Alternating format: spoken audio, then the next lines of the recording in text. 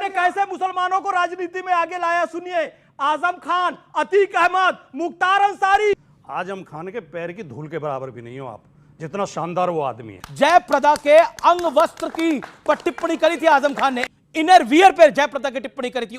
आजम खान के पैर की धूल के बराबर भी नहीं हो आप। अब तलबा चाटने की भी सीमा होता है और राजकुमार भट्टी चचा अखिलेश यादव का तलबा चाट कर उस सीमा को भी पार कर दिया है। अब फैज खान को कहता है कि आजम खान के पैर के धूल के बराबर नहीं हो, जो एक चोर डकैत लुटेरा था। ये कलेक्टर से मत डरियो, ये तनखैया है, तनखैयों से नहीं डरते हैं। और देखें कई मायावती जी के फोटो, कैसे बड़े बड़े अफसर रुमाल निकाल के जूते साफ कर रहे हैं। हाँ, उन्हीं से है गठबंधन। हाँ, उन्हीं के जूते साफ कराऊंगा इंशाल्लाह ने चाहा। अब बताइए आजम खान कितना नीच घटिया चरित्रहीन इंसान था, जिसका कोई वर्णन नहीं था। चलिए आप पूरा डिबेट देखिए, उसके बाद हम आगे बात करेंगे। कि वक्त तुम्हारा, फैसला मैं करूंगा क्या बनेगा। कौन कह रहा है? क्यों, कैसे कैसे कैसे नहीं, क्यों तुम फैसला करोगे? फैसला you come in, okay okay. BJP क्यों करेगी? शाजिया बीजेपी क्यों फैसला करेगी? हमारी वक्फ की जमीन, एक सेकंड, हमारी वक्फ की जमीन बीजेपी क्यों फैसला करेगी? हम फैसला करेंगे ना, हम फैसला करेंगे। शाजिया शांत, अनफेयर हो रहा है। आप क्यों फैसला करेंगी? हमारी जमीन है, हम फैसला करेंगे ना। हाँ, काम होना चाहिए, जमीनें हैं, गरीबों की मदद होनी चाहिए। रेलवे की जमीन हो, वक्फ की जमीन हो, सेना की जमीन हो, जमीन का जर्रा जर्रा हिंदुस्तान का है, कोई तेरा या मेरा पर्सनल किसी का नहीं है। एक बात हिंदी में समझ लो। और दूसरी बात मैं आपको बताता हूं, भारतीय जनता पार्टी निर्णय नहीं कर रही है, बहुमत से चुनी हुई सरकार निर्णय कर रही है, संविधान के अनुसार कर रही है और सेंट्रल में कानून बनाकर कर रही है। लोकसभा में पास हुआ, राज्यसभा में पास हुआ और राष्ट्रपति द्रौपदी मुर्मू जी ने हस्ताक्षर किया, तब बनाया गया है, किसी की पर्सनल नहीं है। आपने ये कहा राजकुमार भाटी सक्षम है अपना जवाब देने के लिए। देते हैं, आप मुसलमानों को राजनीति में आगे लाते हैं। साहब आपने कैसे मुसलमानों को राजनीति में आगे लाया, सुनिए। आजम खान, अतीक अहमद, मुख्तार अंसारी और जो मुसलमानों के सगे हैं उन्होंने आगे लाया। डॉक्टर एपीजे अब्दुल कलाम उन्होंने आगे लाया। आरिफ मोहम्मद खान। तो अंतर विचारधारा का साफ नजर आता है। हम कसाब की विचारधारा नहीं, कलाम की विचारधारा वाले हैं। आप बहुत अच्छे आदमी लगते हैं मुझे और पढ़े लिखे भी लगते हैं। मैं आपसे माफी के साथ कहना चाहता हूँ, आजम खान के पैर की धूल के बराबर भी नहीं हो आप, जितना शानदार वो आदमी है। उस आदमी की आलोचना करने का आपको हक नहीं है। अरे ये आजम खान को अतीक अहमद से जोड़ रहे हैं। आजम खान नेता है, शानदार नेता है। आजम खान एक देशभक्त और भाईचारे में विश्वास करने वाला, हिंदू मुस्लिम एकता का समर्थक नेता है। आजम खान के ऊपर कोई ये फर्जी मुकदमा दायर करे बीजेपी की सरकार ने, हमारे नेता को बदनाम करोगे आप।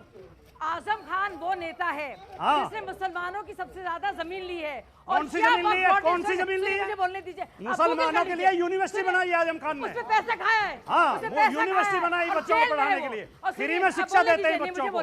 क्या बात कर रही हो आप? आजम खान वो शख्स है जिसने इतनी जमीन ली है कि शिया वक्फ बोर्ड ने बाकायदा वो जमीन वापस लेकर बाकी मुसलमानों को, जो मजलूम मुसलमान थे, वापस दी है। फैज खान को कहा गया कि आप पैरों की धूल के बराबर नहीं है आजम खान की। आजम खान के बारे में कुछ फैक्ट सामने रखने जरूरी है। जयप्रदा के अंग वस्त्र की पर टिप्पणी करी थी आजम खान ने। एक सेकेंड मैडम, अंग वस्त्र पर टिप्पणी करी थी, इनर वियर पर जयप्रदा की टिप्पणी करी थी। उसके बाद आजम खान ने बोला था ये जो अंबेडकर है ना, इसका जो निशाना जाता है, जहां इसका निशाना जाता है वहां तक इसी की जमीन हो जाती है, ये कहा था आजम खान ने। इसके अलावा आजम खान ने क्या कुछ किया है, क्या कुछ कारनामे किए हैं, ये मुझे बताने की आवश्यकता नहीं है। कोई भी आज के इंटरनेट के जमाने में जाके पढ़ सकता है आजम खान किस तरह का व्यक्ति था। उस आजम खान को बोल रहे पैर की धूल के बराबर नहीं है। आजम खान आपके लिए नेता होगा, आपके लिए अतीक अहमद भी नेता होगा भाई। उसके कुत्ते से मिलते थे आप लोग जाकर, ये सत्य है।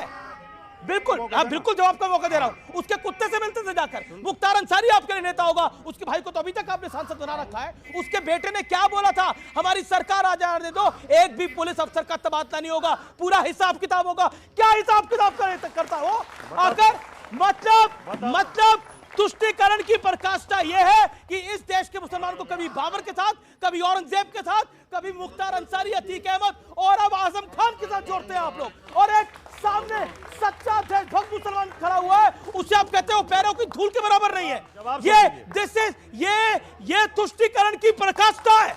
प्रोफेसर साहब, गृह मंत्री अमित शाह ने बोला कि पार्टीशन जो पार्टीशन हुआ वो पार्टीशन भी तुष्टीकरण की देन था और उसका बड़ा फायदा कांग्रेस पार्टी को हुआ, कांग्रेस पार्टी के परिवार को। देखिए, जवाब अमित शाह जी को सही में थोड़ा और पढ़ना लिखना चाहिए था, लेकिन मैं इस पर कुछ नहीं कहूँगा। जो वक़फ़ करके पूरा वक्फ बोर्ड जो कानून आया था उस पर चर्चा कर रहे थे, तो उनसे मैं ईश्वर से प्रार्थना करता हूं कि उनको वाकई सद्बुद्धि दे कि तुष्टीकरण की राजनीति और देश में जो बंटवारा हुआ, ये सब जानते हैं देश में बंटवारे के लिए कौन जिम्मेवार था। अंग्रेज जिम्मेवार थे, हिंदू महासम जिम्मेवार थी और जिन्ना जिम्मेवार था। हिंदू मुस्लिम जो तुष्टीकरण की राजनीति मुसलमानों के लिए या हिंदुओं के लिए किसने किया? अंग्रेजों ने किया। अब बात आ रही थी कल जो आपने चर्चा की है, अरे भाई आप कहते हो कि सत्ता ले लिया, गांधी को आप कहते हो कि उन्होंने सत्ता ले लिया। गांधी ने इस देश में अपनी जान की लगाई और किसने उनकी जान ली सबको पता है। वो जान देकर के इस देश को आजादी दिलाई। नेहरू ने 11 साल जेल में रह करके इस देश को आजादी दिलाई। कांग्रेस के हजारों कार्यकर्ता जान दिए और तब जेल में रह करके तब ये देश को आजादी मिली। आज आप आजादी पर प्रश्न लगाते हो और तब आप क्या कर रहे थे? आपके लोग जो है उन्हीं अंग्रेजों की गुलामी करने में और उनके साथ रह करके भारत छोड़ो आंदोलन का विरोध कर रहे हैं। पार्टीशन के वक्त क्या धार्मिक बंटवारा नहीं हुआ था? ये लकीर कमरे में बैठकर किसने खींची थी? क्योंकि मेरा खुद का परिवार पाकिस्तान के सियालकोट से आया हुआ है। उस दर्द को, उस पीड़ा को मैं समझता हूं। कमरे में बैठकर लकीरें नहीं खींचती जनाब। अभी राजकुमार भाटी का इज्जत नहीं डाउन हुआ है जब फैज खान को इतना बेइज्जती किया। एक चोर डकैत लुटेरे से कहा कि आप उसके पैर के धूल बराबर नहीं हैं, जबकि शहजाद पूनावाला ने इसी के तर्क देते हुए वो तर्क के साथ कहा कि आपको अगर अपने बहन से शादी करना है तो कीजिए, इसमें हम क्या कर सकते हैं। ये बेकार हिंदू का नाम रखा हुआ है राजकुमार भाटी, इसको तो इस्लाम धर्म कबूल लेना चाहिए। ये साबित कर दिया है कि जो महान पुरुष है इनका आदर्श नहीं हो सकता है। इनका आदर्श वही हो सकता है जो चोर लुटेरा देशद्रोही गद्दार है, वही हो सकता है। जैसे तहबूर राणा हो गया, बाबर मुगल औरंगजेब हो गया, यही सब जो है इनका आदर्श हो सकता है, ना कि वीर शिवाजी, छत्रपति शिवाजी, ना ही राणा सांगा।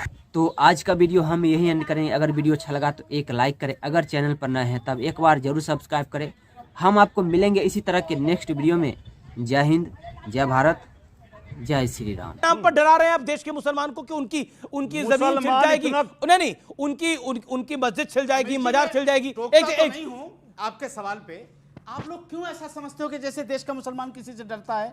डराया जा रहा है तब से। कौन डरा सकता है? आपने मुसलमानों से पूछा कभी? आपने मुसलमानों से पूछा कि तुम डरे हुए हो? हमसे पूछा कभी आपने कि तुम डरे हुए हो?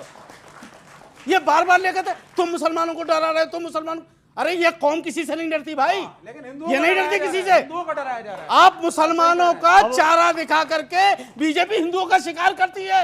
बिल्कुल सही। और समाजवादी पार्टी खतरे में है भाई। हमने क्या कहा? बात चल रही ना यार देश की कि कौन डरा रहा है कौन। हम नहीं डरते किसी से भाई। और एक बात बता दूं आपसे, बीजेपी तो शिकार करती है हिंदुओं का, आपने बोला। बिल्कुल सपा क्या करती है? सपा क्या करती है? सर एक बात बताइए, बीजेपी की शाजी आलमी साहब पढ़ी लिखी है, मैं इनसे एक सवाल कर लूं ना, नाराज मत होइएगा।